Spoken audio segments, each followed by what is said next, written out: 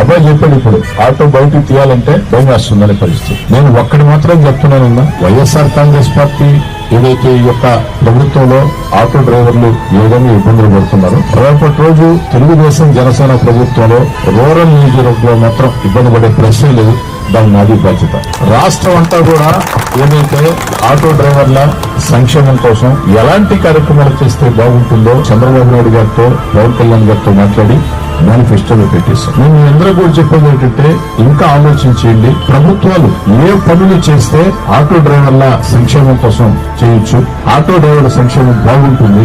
ఈ రోజు మీ అందరికీ హామీ ఇస్తున్నా, దసరా రోజున ఆటో డ్రైవర్లందరికీ వాహన మిత్ర కింద సంవత్సరానికి ఆటో డ్రైవర్లకి 15,000 ఇస్తామని మీ అందరికీ హామీ ఇస్తున్నా.